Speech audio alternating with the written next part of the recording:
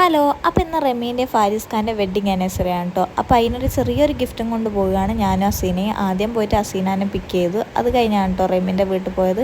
പോയി നോക്കുമ്പോൾ തന്നെ ഡോറൊക്കെ അടച്ചു വെച്ചിട്ടാണുള്ളത്. ഒക്കെ വലിയ രീതിയിൽ എക്സ്പ്രഷൻ ഒന്നും ഉണ്ടായില്ല കേട്ടോ. കാരണം ഓൾറെഡി ഒക്കെ അറിയാം ഞങ്ങൾ വരുന്നത്. പിന്നെ ഞങ്ങളെ കണ്ട ഒരു ഞെട്ടലിലാണ് ഓളുള്ളത്. പിന്നെ അതാ ഫാരിസ്ക്ക് അപ്പുറം കിടന്നുറങ്ങുന്നുണ്ട് കേട്ടോ. വെഡ്ഡിങ് ആനിവേഴ്സറി ആയാലും കിടത്തം മസ്റ്റാണ്. ഇവിടെ വന്നു കഴിഞ്ഞാൽ പിന്നെ ചോദ്യം പറച്ചിലൊന്നുമില്ല. കാണുന്നതൊക്കെ എടുത്ത് തിന്നലാണ് ഞങ്ങളെ പരിപാടി കേട്ടോ. പിന്നെ അസീന അത് അതിൻ്റെ ഇടയ്ക്ക് ഷോർട്സൊക്കെ എടുക്കുന്നുണ്ട്. പിന്നെ റമീദ ഞങ്ങൾക്ക് വേണ്ടി പായസമൊക്കെ ഉണ്ടാക്കുന്നുണ്ട് കേട്ടോ.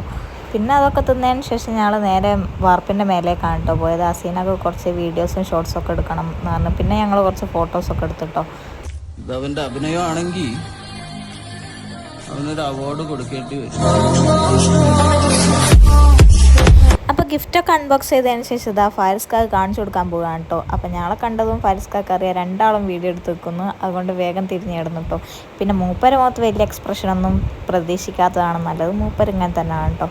അപ്പോൾ അത് കുറച്ച് കഴിഞ്ഞതിന് ശേഷം ഞങ്ങൾക്ക് ഫാരിസ്ഖാൻ്റെ വക ഐസ്ക്രീം പിന്നെ ചായക്കടി അങ്ങനത്തെ കുറച്ച് ഐറ്റംസൊക്കെ വാങ്ങിക്കൊണ്ട് തന്നു. ഐസ്ക്രീം കണ്ടാൽ പിന്നെ ഇഷുവാക്ക് ചുറ്റുള്ളൊന്നും കാണാൻ പറ്റില്ല കേട്ടോ. കാരണം ഒക്കെ അത്രയ്ക്കും ഇഷ്ടമുള്ള ഒരു സാധനമാണ് ഐസ്ക്രീം. പിന്നെ ഞങ്ങൾ അതിൻ്റെ അടുക്ക് ഐസ്ക്രീമൊക്കെ കുടിച്ചിട്ടോ. പിന്നെ ഞങ്ങൾ കുറച്ച് കോമഡി റീൽസൊക്കെ എടുത്തിട്ട് അസീനാൻ്റെ എക്സ്പ്രഷൻ കണ്ട് ചിരി അടക്കാൻ പറ്റാത്ത ഞങ്ങൾ രണ്ടാളാണ് അസീനാൻ്റെ മുന്നിൽ പിടിച്ച് നിൽക്കുന്നത് കേട്ടോ. അപ്പോൾ ലാസ്റ്റ് ആൻഡ് ഫൈനൽ ചായയൊക്കെ കുടിച്ച് കഴിഞ്ഞതിന് ശേഷം ഞങ്ങൾ പിരിഞ്ഞു.